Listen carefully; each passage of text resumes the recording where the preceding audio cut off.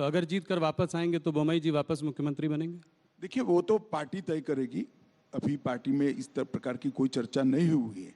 पर बोम्मई जी हमारे मुख्यमंत्री है, बहुत अच्छा काम किया है और अच्छे से चला रहे हैं।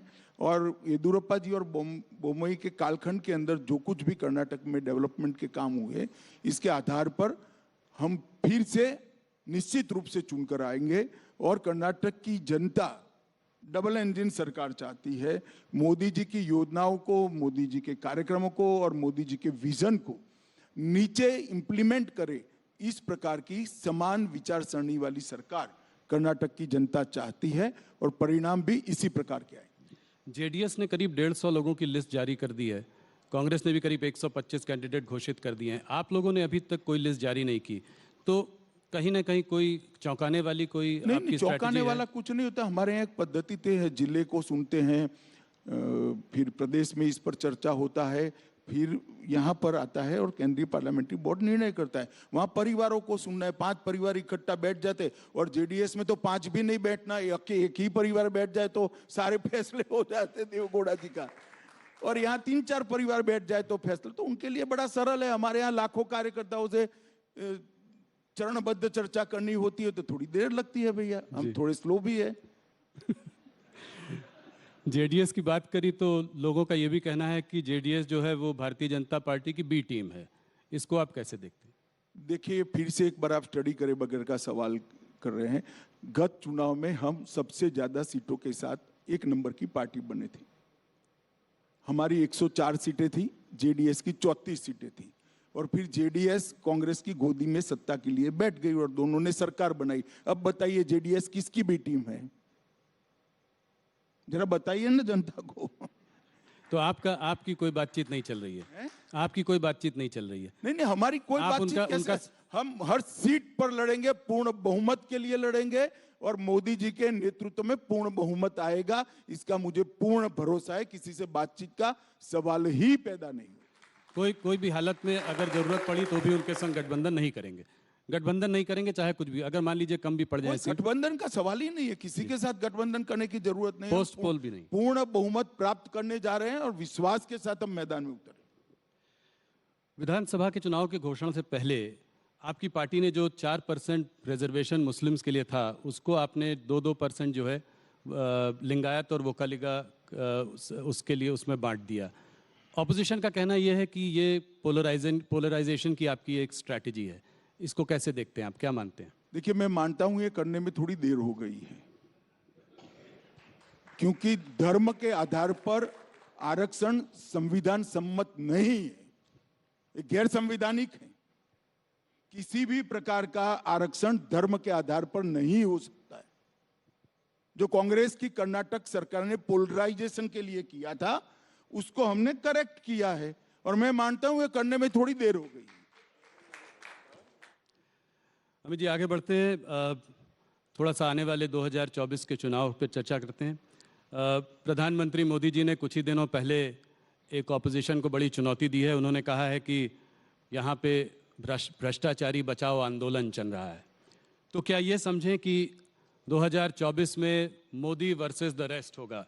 पूरा ऑपोजिशन एक तरफ, मोदी जी एक तरफ। कैसे देखते हैं आप इसको? क्या आप 300 का आंकड़ा 2024 में पार कर पाएंगे? पहले मोदी वर्सेस रेस्ट को मैं आपको समझाने का प्रयास करता हूं। शायद मैं न समझा पाऊं, मगर जनता समझ पाएगी। अब मैं 3 पार्टियों के नाम बोलता हूं। श्रीमान चंद्रशेखर राव, ममता बनर्जी की पार्टी तृणमूल कांग्रेस, समाजवादी पार्टी और कांग्रेस।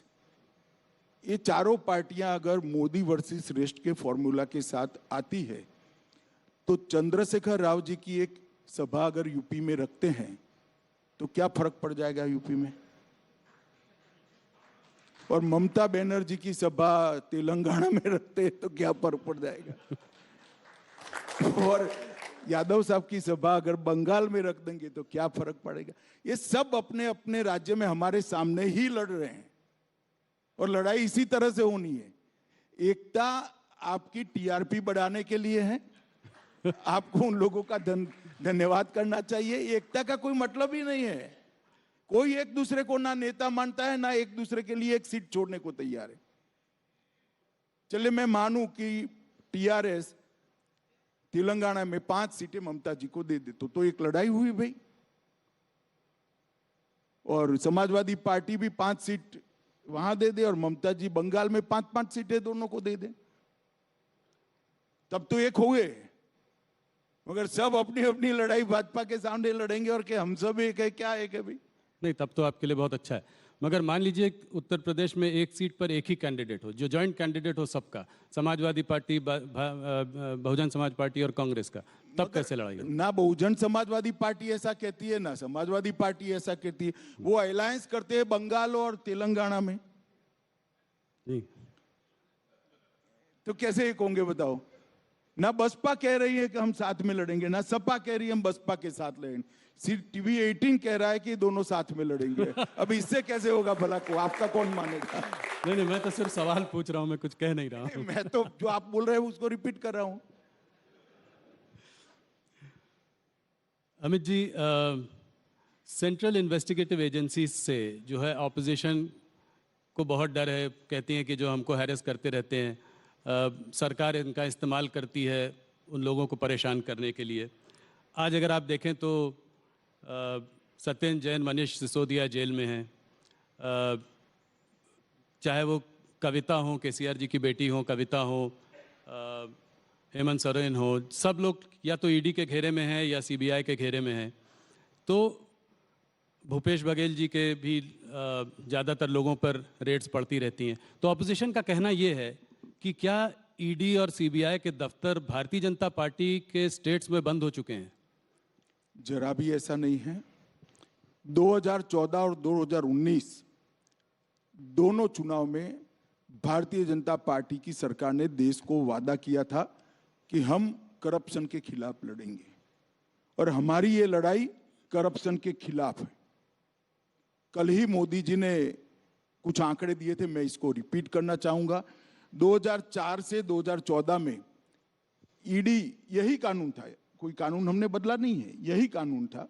ईडी जो पीएमएल के कानून के तहत 5,000 करोड़ की संपत्ति कुर्क की थी, और मोदी जी के शासन के अंदर हमने 1,10,000 करोड़ की संपत्ति कुर्क की।